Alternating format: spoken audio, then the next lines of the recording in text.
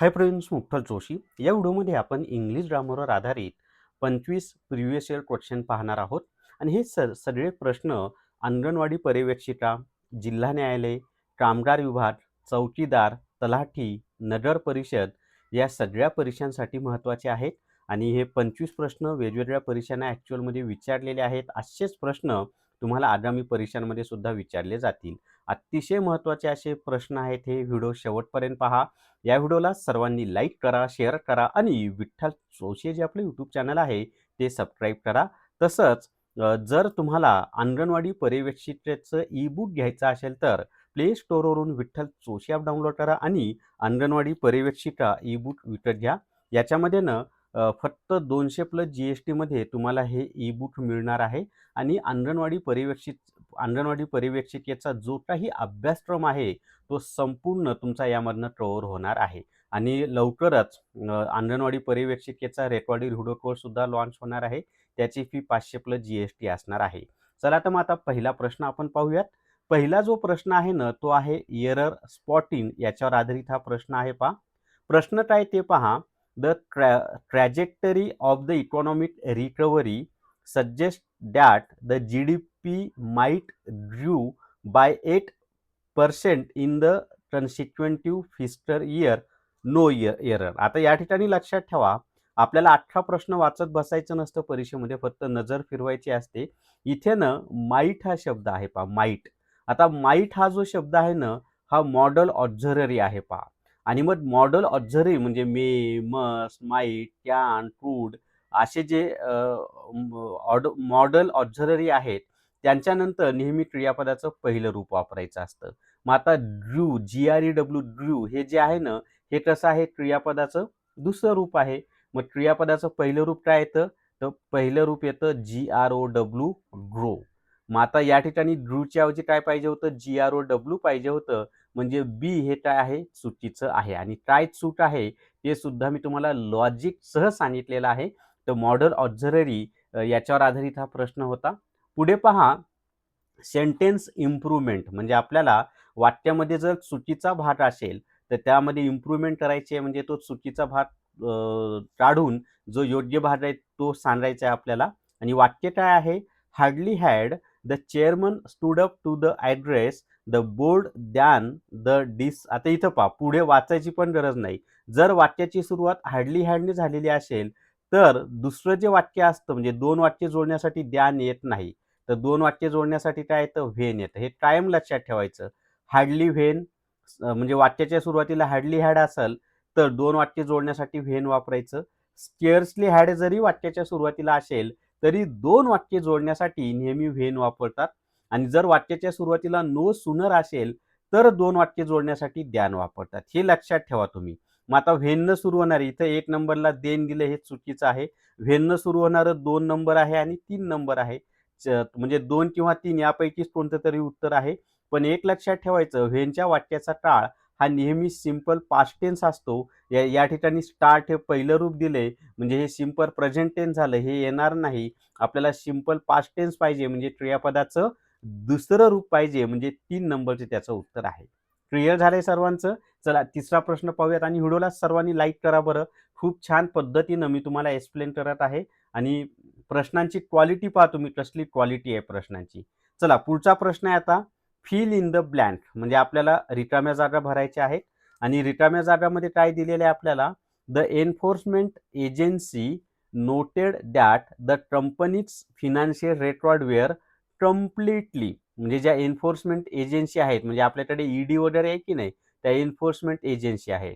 तर ती जी enforcement agency आहे त्यांनी काय नोट केलेलं आहे की कंपनीचं जे फिनान्शियल रेकॉर्ड आहे ते कम्प्लिटली काय झाले ते आता पुढे आपल्याला पाहायचं आहे. रिकामी जागा, leave in no room for the auditors to रिकामी जागा एनी डिस्क्रिपन्सीज. आता या ठिकाणी जर तुम्ही पाहिलं तर याचं उत्तर काय तर माहित आहे का, याचं उत्तर येतं पहा, पहिल्या रिकाम्या जागी येतं इम्पिकेबल असं येणार आहे.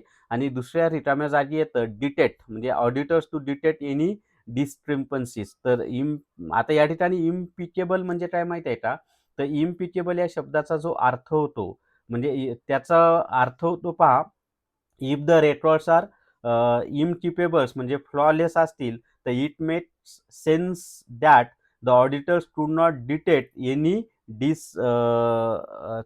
डिस्क्रिम्पन्सीज. ठीक आहे, तर 2 नंबरचं उत्तर त्या ठिकाणी येणार आहे. चला त्याच्या पुढे चौथा प्रश्न पाहूयात. परत एकदा स्पॉट द एरर आपल्याला या ठिकाणी दिलेला आहे. Neither the administrative staff nor the chief executive officer are. आता इथं पहा आर येणार नाही, पहा का म्हणजे बीच त्याचं उत्तर आहे. आर येणार नाही, का नाही येणार? कारण निदर द ॲडमिनिस्ट्रेटिव्ह स्टाफ, इथं या ठिकाणी ॲडमिनिस्ट्रेटिव्ह स्टाफ एकवचन आहे. Nor the chief executive officer हे सुद्धा एकवचन आहे.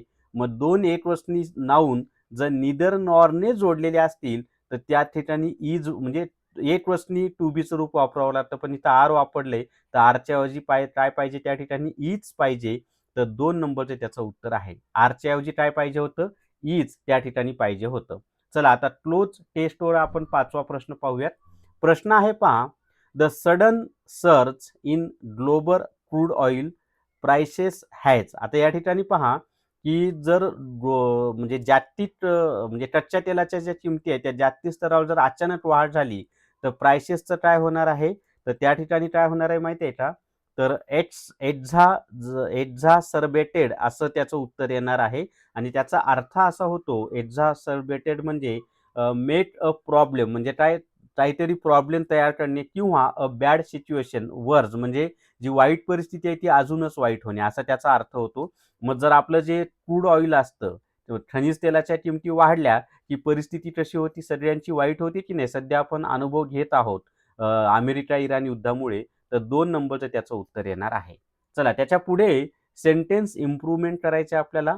The research team spent 4 years compiling data only to find that their hypothesis was completely invalid. आता इथे पहा हायपोथिसिस दिलेला आहे. आता हा जो हायपोथिसिस हा शब्द आहे ना, हा अनेकवचनी आहे. याचं एकवचन काय होतं माहिती आहे का? हायपोथेसिस असं होतं. एस-आय-एस असेल तर ते एकवचन होतं. पण या ठिकाणी आपल्याला हायपोथिसिस दिलेला आहे. मग हे जर अनेकवचनी असेल तर त्या ठिकाणी वाचच्याऐवजी काय पाहिजे आपल्याला? वेअर पाहिजे की नाही? मग हायपोथिसिस नंतर वेअर कुठं आलेला आहे पहा. तर हायपोथिसिस नंतर वेअर इथं आलेलं आहे आणि इथं आलेलं आहे. पण या ठिकाणी हायपोथेसिस एकवचन दिले म्हणून हे येणार नाही. तर हायपोथिसिस वेअर कंप्लीटली म्हणजे 2 नंबरचंच त्याचं उत्तर आहे. चला त्याच्या पुढे 7व्या नंबरचा प्रश्न पाहता. 6व्याचं उत्तर 2 नंबर आहे हा. चला त्याच्या पुढे आता 7 नंबरचा प्रश्न आपण पाहणार आहोत. व्हिडिओला सर्वांनी लाईक करा बरं का. इडियम आणि फ्रेजवरचा प्रश्न आहे. The new manager's policy of micro managing every single project did not रिकमिजाडा with the senior development team. आता या ठिकाणी पहा की जो नवीन म्हणजे नवीन जी मॅनेजरची पॉलिसी आलेली आहे, मॅनेजर्स पॉलिसी म्हणजे जे काही व्यवस्थापकीय मंडळ आहे त्यांची जी पॉलिसी आहे ती काय पॉलिसी आहे? की मायक्रो मॅनेजिंग म्हणजे जो जो काही सिंगल प्रोजेक्ट असेल त्या प्रत्येक प्रोजेक्टमध्ये मायक्रो मॅनेजिंग करायचं आहे. असं त्याचं ते पॉलिसी आहे. तर आता इथं डिड नॉट. आता इथे जर आपण पाहिलं तर या ठिकाणी रिकाम्याची टाईल माहित आहे का? तर इथं सीट वेल असं येणार आहे. पण काय येणार आहे? सीट वेल म्हणजे या ठिकाणी फ्रेजच आहे सीट वेल विथ समवन. मग आता इथं डिड नॉटच्या पुढे रिकामी जागा दिली, विथ दिले तर इथं सीट वेल येणार आहे. कारण सीट वेल विथ समवन अशी ती फ्रेज आहे. समवन म्हणजे एखाद्याचं नाव असतं. मग इथं द सीनियर दिले की नाही, मग सीट वेल विथ अशी ती फ्रेजच आहे. ते लक्षात ठेवा तुम्ही कायम. तर सीट वेल विथ म्हणजे सीट वेल या ठिकाणी येणार आहे. चला 1 नंबरचं त्याचं उत्तर आहे. चला त्याच्या पुढचा प्रश्न आहे आता 8वा स्पॉट द एररवरचा प्रश्न आहे. द पॅनल ऑफ जजेस were deeply divided in their opinions regarding the eligibility of the controversial contestant. आता या ठिकाणी जर आपण पाहिलं की चुकीचा भाग कोणता आहे, तर या ठिकाणी नो एरर म्हणजे त्याच्यामध्ये काहीच चुकीचं नाही, सगळं काही व्यवस्थित आहे. नो एरर हे त्याचं उत्तर आहे. चला त्याच्या पुढे आता 9वा प्रश्न आहे पहा. ॲक्टिव्ह आणि पॅसिव्ह व्हॉइसचा हा प्रश्न आहे. तर प्रश्न काय आपला तो पहा. प्रश्न असा आहे की they are contrasting a state of the art laboratory next to the main university campus. आता सुरुवातीला या वाक्याचा टेन्स कोणता आहे? दे आर कंट्रास्टिंग म्हणजे प्रेझेंट कंटिन्युअस टेन्स आहे. मग वाक्याचा काळ जर प्रेझेंट कंटिन्युअस टेन्स असेल तर हे ॲक्टिव्ह व्हॉइसचं वाक्य आहे बरं का.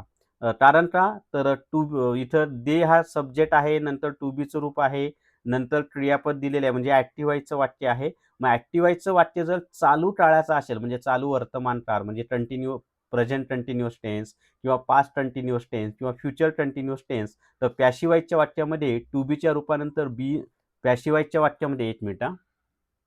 पॅसिव्ह व्हायच्या वाक्यामध्ये ना टू बीच्या रूपानंतर बीइंग हा शब्द आलेला असतो. कोणता शब्द आलेला असतो? बीइंग हा शब्द आलेला असतो. मग दिलेल्या पर्यायामध्ये बीइंग हा शब्द इथं आहे. पण इथं बीइंगच्या आधी आले. वाज येणार नाही का? तर इथं आर आहे की नाही? आपल्याला ॲक्टिव्ह आणि पॅसिव्ह व्हॉइसमध्ये टेन्स बदलायचा नसतो. म्हणजे 1 नंबरचं उत्तर नाही. इथं इजच्या नंतर बीइंग हा शब्द आलेलाच नाही म्हणून हे सुद्धा उत्तर नाही. इथं इजच्या नंतर बीइंग हा शब्द आलेला आहे म्हणजे हे उत्तर असू शकतं. आणि इथं हॅज बीन येण्याचा तर प्रश्नच नाही. म्हणजे 3 नंबरचंच तुमचं उत्तर आहे. पहा बरं कसला भारी शॉर्टकट आहे. पण तरी मी तुम्हाला व्यवस्थित समजून देतो. आता इथं दे आर कंट्रास्टिंग अ स्टेट, इथं ऑब्जेक्ट कोणता आहे? अ state of the art laboratory, म्हणजे वाक्याची सुरुवात होणार आहे अ state of the art laboratory. आता हे एकवचन आहे म्हणून त्यानंतर टू बीचं रूप. मग वर्तमान काळामध्ये टू बीचं रूप कोणतं आहे? इज येणार आहे. हे चालू वर्तमान काळ असल्यामुळं इज नंतर बीइंग हा शब्द येईल. त्यानंतर क्रियापदाचं तिसरं रूप येणार आहे. मग बाकी उर्वरित वाक्याचा भाग आहे तसा आणि शेवटी बाय देम, पण त्यांनी ते दिलेलं नाही. तर 3 नंबरचं उत्तर आहे पहा. चला 10वा प्रश्न आहे, डायरेक्ट इनडायरेक्ट स्पीचचं वाक्य आहे हे. काय वाक्य आहे? The defence attorney asked the witness comma inverted comma were you standing when the alarm went off. आता इथे पहा, जर वाक्याचा अर्थ जरी तुम्हाला माहीत नसेल, तर इथे जर पाहिलं आपण तो हे इंटरॅजेटिव्ह सेंटेन्स आहे.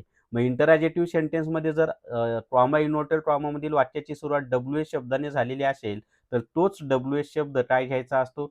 जोड शब्द म्हणून घ्यायचा असतो. मग वाक्याच्या सुरुवातीला the defence attorney asked the witnesses, हे कॉमा इन्व्हर्टेड कॉमा काढून टाका. त्याच्याऐवजी व्हेअर लिहायचं आहे. आता याचं विधानार्थी वाक्य काय होतं? Were you standing. आता वेअर यू स्टँडिंग याचं विधानार्थी वाक्य होतं, 1 मिनिट हे काय होतं माझ्याकडनं. याचं विधानार्थी वाक्य काय होतं? यू वेअर स्टँडिंग असं होतं की नाही? मग आता हे जे विधानार्थी वाक्य आहे, या विधानार्थी वाक्य कसं आहे? तर पास्ट कंटिन्युअस टेन्स आहे की नाही? मग पास्ट कंटिन्युअस टेन्स असेल तर इनडायरेक्ट स्पीचमध्ये पास्ट परफेक्ट कंटिन्युअस करायचा असतो. मग ही हॅड बीन स्टँडिंग हे झालं. व्हेन आहे तसं लिहावं लागेल आपल्याला. द अलार्म आहे तसं. वेंट ऑफ, आता वेंट ऑफ हे सिंपल पास्ट टेन्स आहे की नाही? मग जर डायरेक्ट स्पीचचं वाक्य सिंपल पास्ट टेन्सचं असेल, तर इनडायरेक्ट स्पीचचं वाक्य हे पास्ट परफेक्ट टेन्सचं करायचं असतं. म्हणजे had gone off. Past perfect टेन्समध्ये हॅड नंतर क्रियापदाचं तिसरं रूप येतं. तर 1 नंबरचंच त्याचं उत्तर आहे. लक्षात येतं ना सगळ्यांच्या? आणि जर तुम्हाला जिल्हा न्यायालय रेकॉर्डेड व्हिडिओ कोर्स विकत घ्यायचा असेल तर प्ले स्टोअरवरून विठ्ठल जोशी ॲप डाउनलोड करा आणि जिल्हा न्यायालय रेकॉर्डेड व्हिडिओ कोर्स विकत घ्या. लिपिक आणि शिपाई दोन्हीसाठी हा कोर्स महत्त्वाचा आहे आणि फी फक्त 500 प्लस GST आहे. आणि ही परीक्षा TCS मार्फतच घेतली जाणार आहे, हे लक्षात ठेवा मित्रांनो. MPSC घेणार नाही. त्यामुळे तुमचा परिपूर्ण असा अभ्यास कव्हर होईल यामधनं आणि संपूर्ण तयारी तुमची प्रॉपर होणार आहे. याच्यामध्ये जो काही अभ्यासक्रम आहे लिपिक आणि शिपाईचा, तो संपूर्ण अभ्यासक्रम यामधनं तुमचा कव्हर होतो. चला त्याच्या पुढचा प्रश्न आहे आता. पुढचा प्रश्न आहे पहा, स्पॉट द एरर वर्डचा आहे. Unless you do not submit the physical copies of the verify. आता इथं पहा, म्हणजे बाकी काही वाचायची गरज नाही. जर अनलेसचं वाक्य असेल ना, मुळामध्ये अनलेस हे निगेटिव्ह असतं. मग वाक्याच्या सुरुवातीला जर अनलेस असेल, तर त्याच्यानंतर निगेटिव्ह शब्द वापरायची गरज नाही. पण इथं डू नॉट वापरले की नाही? मग इथं डू नॉट नाही पाहिजे. तर त्याच्याऐवजी काय पाहिजे होतं? अनलेस यू सबमिट असंच पाहिजे होतं. तर हेच त्याचं उत्तर आहे, की चुकीचं काय आहे? डू नॉट हे चुकीचं आहे. त्याच्याऐवजी अनलेस यू सबमिट असं पाहिजे होतं. चला त्याच्या पुढे आता पुढचा प्रश्न आहे. रिकामी जागा भरायची आहे आपल्याला पहा. 12 नंबरचा प्रश्न आता तुम्हाला स्क्रीनवर दिसत आहे.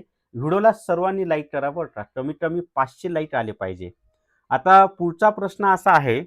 The manufacturing unit was set down temporary रिकामी जागा compliance with the newly enacted environmental safety guidelines. आता इथे जर आपण पाहिलं तर याचं जे उत्तर येतं ना, ते उत्तर येतं पहा, इन अकॉर्डन्स विथ, हे त्याचं उत्तर येणार आहे. 3 नंबरचं त्याचं उत्तर आहे इन अकॉर्डन्स विथ. आता या ठिकाणी जर आपण पाहिलं की म्हणजे या ठिकाणी इन कंप्लियन्स, म्हणजे तुम्हाला मी सोपं सांगतो, in compliance with or in accordance with असं असतं ते. पण या ठिकाणी कंप्लियन्स नंतर टू दिलेलं आहे, त्यामुळे हे तर येणारच नाही. तर इन अकॉर्डन्स विथ असा एक तो फ्रेजच आहे, प्रिपोजनल फ्रेज आहे. असे काही फ्रेज तुम्ही लक्षात ठेवा बरं. हे जे काही मी प्रश्नामध्ये घेत आहे ना, हे ॲक्चुअलमध्ये परीक्षांमध्ये आलेले प्रश्न आहेत आणि हे पाठच करून ठेवा. कोणतं? हे फ्रेज म्हणजे प्रिपोजिशनल फ्रेज हे जे आहेत हे पाठ करून ठेवा. इन अकॉर्डन्स विथ हा असा एक प्रिपोजिशनल फ्रेज आहे, जो की तुम्हाला माहिती असणं आवश्यक आहे. चला, त्याच्या पुढचा प्रश्न आहे, सेंटेन्स इम्प्रूव्हमेंट करायचं आहे. If I was नोविंग about your medical conditions early. आता इथं लक्षात ठेवा, इफच्या वाक्यामध्ये पास्ट कंटिन्युअस टेन्स कधीच नसतो. इफच्या वाक्यामध्ये पास्ट कंटिन्युअस टेन्स कधीच नसतो. म्हणजे तुम्ही जर सिक्वेन्स ऑफ टेन्स ॲडव्हान्स लेव्हलचं पाहिलं तर त्यामध्ये सुद्धा हे नियम मी इंग्लिश ग्रामरमध्ये शिकवलेले असतात, की इफ इफचं वाक्य असेल आणि दुसऱ्या वाक्यामध्ये जर वूड प्लस ह्याव प्लस क्रियापदाचं तिसरं रूप असेल, तर हे जे असतं ना इफचं वाक्य, हे इफचं वाक्य नेहमी काय असतं माहिती आहे का? पास्ट परफेक्ट टेन्सचं असतं. म्हणजे इथं हॅड नोन असं पाहिजे होतं. I had non about your medical condition earlier असं पाहिजे होतं. म्हणजे ते वाक्य कसं पाहिजे होतं? If I had non about your medical condition earlier, आणि दुसरं वाक्य तर बरोबर आहे. तर 1 नंबरचं वाक्य त्या ठिकाणी पाहिजे. लक्षात आलंय? कोणतं वाक्य पाहिजे? 1 नंबरचं वाक्य त्या ठिकाणी पाहिजे. आणि कारण काय मी तुम्हाला परत सांगतो, जर वाक्याची सुरुवात इफने झालेली असेल आणि दुसऱ्या वाक्यामध्ये जर वूड प्लस ह्याव प्लस क्रियापदाचं तिसरं रूप असेल, तर इफच्या वाक्यामध्ये नेहमी हॅड प्लस क्रियापदाचं, म्हणजे इफच्या नंतर आलेला जो कर्ता आहे ना, त्या कर्त्यानंतर हॅड प्लस क्रियापदाचं तिसरं रूप पाहिजे. समजलं? चला, 14वा प्रश्न आहे स्पॉट द एरर वरचा. The newly appointed manager is senior than. आता इथं पहा, सिनियर दॅन कधीच नसतं पहा. तर इथं दॅनच्या ऐवजी काय पाहिजे होतं? टू पाहिजे.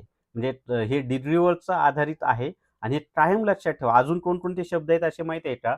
सिनियर टू आहे, म्हणजे त्याच्यानंतर अजून मी तुम्हाला शब्द सांगतो जे ज्युनियर टू, म्हणजे ज्युनियर हा शब्द असला की त्यानंतर टूच वापरायचं. Prior to, superior to, inferior to, तसंच सिनियर टू. लक्षात आले? या म्हणजे हे जे शब्द आहेत कोणकोणते, की junior, prior, senior, superior, inferior, यांच्यानंतर द्यान हा शब्द कधीच येत नाही. तर त्या ठिकाणी काय येतो? टू हा शब्द येतो. म्हणजे द्यांच्या ऐवजी काय पाहिजे? टू पाहिजे. तर बी हे चुकीचं आहे, की द्यांच्या ऐवजी काय पाहिजे होतं त्या ठिकाणी? टू पाहिजे होतं. आता परत आपल्याला रिकामी जागा भरायची आहे. Fill in the blank. The sudden unprovoked resignation of the chief financial officer was an entirely रिकामी जागा event that caught the entire corporate board of guard. आता या ठिकाणी जर तुम्ही पाहिलं तर याचं वाक्याचा अर्थ जर तुम्ही समजून घेतला तर या ठिकाणी उत्तर काय येणार आहे माहिती आहे का? अनप्रिसिडेंटेड असं ते उत्तर येणार आहे. आणि अनप्रिसिडेंटेड हा जो शब्द आहे त्याचा अर्थ काय होतो माहिती आहे का? नेव्हर डन, म्हणजे याच्या आधी कधी झालेलं नसेल, नेव्हर किंवा नोन बिफोर, तेव्हा याआधी ते माहिती नसलेलं, तर म्हणजे याच्या आधी कधीच झालेलं नाही. म्हणजे सडन म्हणजे अचानकपणे काय केलेलं आहे? राजीनामा दिलेला आहे. कोणी? Unprovoked resignation of the chief financial officer जो आहे त्यांनी अचानकपणे राजीनामा दिलेला आहे. असा याच्या अगोदर कधी झालेलं नाही. तर अनप्रेसिडेंटेड 2 नंबरचं शब्द त्या ठिकाणी योग्य आहे. वन वर्ड सबस्टिट्यूशन आपल्याला सांगायचं आहे. पहा, 16 नंबरचा प्रश्न तुम्हाला स्क्रीनवर दिसतो आहे. तर वन वर्ड सबस्टिट्यूशन आहे, a person who holds a position or office that requires little or no actual work but provides a steady income or financial benefit. तर त्याला आपण सिनेक्युअर असं म्हणतो. 1 नंबरचं त्याचं उत्तर आहे. वन वर्ड सबस्टिट्यूशनवरचा हा प्रश्न होता. परत एकदा स्पॉट द एररवरचा प्रश्न आहे पहा. The climate of Bengaluru is much more pleasant and equal than Chennai during the peak summer month. आता या ठिकाणी पहा, 2 शहरांच्या तापमानाची जर तुलना करायची असेल तर द्यान डॅट ऑफ असं वापरायचं. म्हणजे द्यान नंतर काय वापरायचं असतं? कुठे शब्द आहे द्यान? तर द्यान नंतर काय वापरायचं आपल्याला? डॅट ऑफ असं वापरायचं. काय वापरायचं असतं द्यान नंतर? डॅट ऑफ असं वापरायचं असतं. डॅट ऑफ चेन्नई असं पाहिजे होतं. द्यान डॅट ऑफ चेन्नई असं ते पाहिजे होतं. म्हणजे सी हे त्याचं उत्तर आहे. सी मध्ये एरर आहे. इथं द्यान नंतर काय पाहिजे होतं? दॅट ऑफ म्हणजे द्यान दॅट ऑफ चेन्नई असं त्या ठिकाणी पाहिजे होतं. आणि कायम लक्षात ठेवा, 2 शहरांच्या तापमानामध्ये जर तुलना केलेली असेल, तर त्या ठिकाणी काय पाहिजे होतं? द्यान दॅट ऑफ असं त्या ठिकाणी पाहिजे. द्यानच्या पुढे दॅट ऑफ. क्लिअर झालंय? चला त्याच्या पुढे हे ॲडव्हान्स लेव्हलचे नियम आहेत बरं का सगळे. डिग्रीचा ॲडव्हान्स लेव्हलचा नियम होता आणि आपला जो इंग्लिश ग्रामरचा कोर्स आहे त्यामध्ये सगळे नियम छानपैकी शिकवलेले आहेत.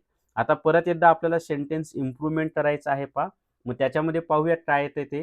The government has decided to dispense of with the manual verification process to accelerate the disbursement of subsidies. आता या ठिकाणी पहा इम्प्रूव्हमेंट आहे की नाही, आणि जर इम्प्रूव्हमेंट नसेल तर नो इम्प्रूव्हमेंट आपल्याला द्यावं लागेल. तर या ठिकाणी टू डिस्पेन्स ऑफ नाही येत, हा एक फ्रेजच आहे. टू डिस्पेन्स विथ पाहिजे या ठिकाणी. ऑफच्या ऐवजी काय पाहिजे? विथ पाहिजे. मग इथं टू डिस्पेन्स विथ कुठे दिलेलं आहे पहा. टू डिस्पेन्स विथ आपल्याला दिलेलं आहे 2 नंबरमध्ये. इथं अवे नाही, इथं टू डिस्पेन्स अवे विथ असं येणार नाही. तर हे कायम लक्षात ठेवा, ही फ्रेजच आहे. टू डिस्पेन्स विथ अशी एक फ्रेज आहे आणि ती तुम्ही पाठ करून ठेवा. तर इथं ऑफच्या ऐवजी काय पाहिजे होतं? विथ पाहिजे होतं. हीच त्या ठिकाणी इम्प्रूव्हमेंट आहे. तर 2 नंबरचं त्याचं उत्तर आहे. आता सिनॉनिम्स आपल्याला सांगायचं आहे पहा. आणि या ठिकाणी द जज was pressed for his impartial handling. Impartial या ठिकाणी या शब्दाचा अर्थ सांगायचा आहे. Of the highly publicised and politically sensitive case. आता या ठिकाणी इम्पार्शियल हँडलिंग म्हणजे काय माहिती आहे का? तर कोणाचीही बाजू न घेता निपक्षपातीपणे त्यांनी ती केस हँडल केली. मग आता निपक्षपाती म्हणजे डिसइंटरेस्टेड. आता बऱ्याच जणांना असं वाटेल की इंटरेस्टेड म्हणजे आवड असलेला, मग डिसइंटरेस्टेड म्हणजे आवड नसलेला. ते बरोबर आहे, पण त्याचा दुसरा एक अर्थ असा होतो की निपक्षपातीपणे. डिसइंटरेस्टेड म्हणजे काय? निपक्षपातीपणे. तर आपल्याला सिनॉनिमस सांगायचा होता, तर इम्पार्शियलचा सिनॉनिम कोणता आहे? डिसइंटरेस्टेड हा आहे. त्याच्या पुढे पहा, एरर स्पॉटिंग म्हणजे आपल्याला चुकीचा भाग कोणता आहे ते सांगायचं आहे. आणि त्याच्यामध्ये काय दिलेलं आहे आपल्याला या ठिकाणी पहा, की every citizen is expected to abide by the laws of the land and respect each others religious sentiment. आता या ठिकाणी पहा, चुकीचं काय माहिती आहे का? इच अदर हे जे आहे ना, फक्त 2 व्यक्ती असेल, they made for each other म्हणजे 2 व्यक्तीच असतील तर तिथं इच अदर असं वापरतात. पण 3 किंवा त्यापेक्षा अधिक व्यक्ती असतील तर त्या ठिकाणी वन अनादर वापरायचं असतं. म्हणजे इथं द रिस्पेक्ट इच अदर्स आहे की नाही, त्याच्याऐवजी respect one another अनादर्स religious sentiment असं पाहिजे होतं. तर इच अदरच्या ऐवजी वन अनादर पाहिजे होतं. तर सी हे त्या ठिकाणी चुकीचं आहे. आणि काय चुकीचं आहे ते सुद्धा मी तुम्हाला सांगितलेलं आहे. जर तुम्हाला कामगार आयुक्तालयामधील रेकॉर्डेड व्हिडिओ कोर्स घ्यायचा असेल तर प्ले स्टोअरवरून विठ्ठल जोशी ॲप डाउनलोड करा आणि कामगार आयुक्तालय रेकॉर्डेड व्हिडिओ कोर्स विकत घ्या. TCS पॅटर्ननुसार हा कोर्स आहे. फी फक्त 500 प्लस GST आहे आणि संपूर्ण अभ्यासक्रम तुमचा यामधनं कव्हर होणार आहे. चला त्याच्या पुढचा प्रश्न आहे आता. फिल इन द ब्लँक रिकामी जागा भरायची आहे. अ सबस्टेन्शियल नंबर काय म्हटलेलं आहे आपल्याला? A substantial number of tech startups failed to. आता इथं पहा, स्टार्टअप्स हे जे आहे ना, हे अनेकवचनी शब्द आहे. मग अनेकवचनी शब्द असेल तर या ठिकाणी अनेकवचनी एकच आहे. कोणतं आहे? ह्याव. तर या ठिकाणी अनेकवचनी शब्द टू बीचं म्हणजे टू हॅवचं रूप येणार आहे. ते आहे ह्याव. हॅज, इज आणि वाज हे सगळे एकवचन आहेत. पण वाक्याचा अर्थ अनेकवचनी असल्यामुळं या ठिकाणी अनेकवचनी शब्द एकच आहे. कोणता? ह्याव. तर तोच आपल्याला घ्यावा लागेल. पुढे पहा, अँटोनिम्स आपल्याला सांगायचा आहे. आणि अँटोनिम्स कशाचा सांगायचा आहे? तर व्हॅलियंट हा जो शब्द आहे ना, याचा विरुद्धार्थी शब्द सांगायचा आहे पहा. The defence minister commended the soldiers for their valiant effort during the high stake border rescue operation. आता या ठिकाणी व्हॅलियंट म्हणजे काय माहिती आहे का? शौर्य, अतिशय पराक्रमी असं त्यांचे जे प्रयत्न होते त्याचं कौतुक केलेलं आहे. मग त्याच्या विरुद्धार्थी शब्द काय होणार आहे? व्हॅलियंट म्हणजे जर ब्रेव असेल तर त्याचा विरुद्धार्थी शब्द काय होणार आहे? काउवर्ड म्हणजे भित्रा ज्याला आपण म्हणूयात. मग त्याचा भित्रा कोणता शब्द आहे? ट्रॅव्हन. ट्रॅव्हन हा शब्द काउवर्ड याचा सिनॉनिम म्हणजे भित्रा या अर्थाने वापरला जातो. चला त्याच्या पुढे म्हणजे व्हॅलियंट आणि ट्रॅव्हन हे कसे आहेत? विरुद्धार्थी शब्द आहेत. व्हॅलियंट म्हणजे ब्रेव, शूर, आणि ट्रॅव्हन म्हणजे भित्रा. चला त्याच्या पुढे आता sentence improvement. No sooner did the bell ring then the, आता इथं पहा देन येईल का आपल्याला या ठिकाणी, पहा बरं. जर वाक्याची सुरुवात नो सुनर डिडने झालेली असेल तर दुसऱ्या वाक्यात म्हणजे ते दोन वाक्य जोडण्यासाठी देन नाही येत, तर काय वापरलं जातं, द्यान वापरलं जातं. हार्डली हॅड असेल तर व्हेन वापरतात, स्केअर्सली हॅड असेल तर व्हेन वापरतात, नो सुनर डिड असेल तर द्यान वापरतात. मग आता या ठिकाणी द्यान कुठं दिलेलं आहे पहा, द्यान या एकाच ठिकाणी, इथं व्हेन दिले हे येणार नाही, देन येणार नाही, नो इम्प्रूव्हमेंट तर नाहीच आहे, देनच्या ऐवजी काय पाहिजे, द्यान पाहिजे. तर 2 नंबरचं त्याचं उत्तर आहे. पुढे पहा स्पॉट द एररचा प्रश्न आहे.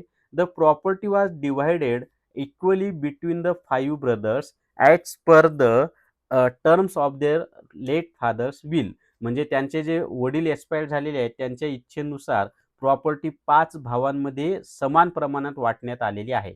आता इथं बिटवीन हा शब्द खटकतो पहा. बिटवीन हे फक्त 2 व्यक्तींच्या दरम्यान असेल तर बिटवीन वापरतात. 3 किंवा त्यापेक्षा जास्त व्यक्ती असतील तर त्यांच्यापैकी एक असेल तर अमंग हा शब्द वापरला जातो.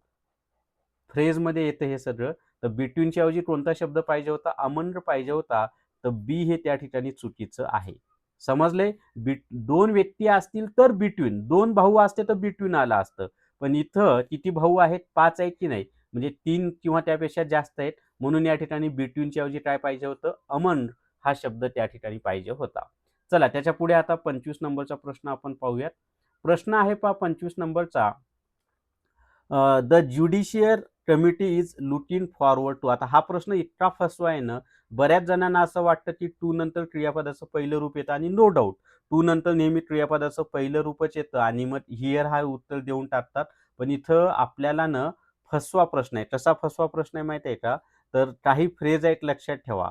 लुकिंग फॉरवर्ड टू असेल तर त्यानंतर नेहमी क्रियापदाला आयएनजी प्रत्यय लावायचा.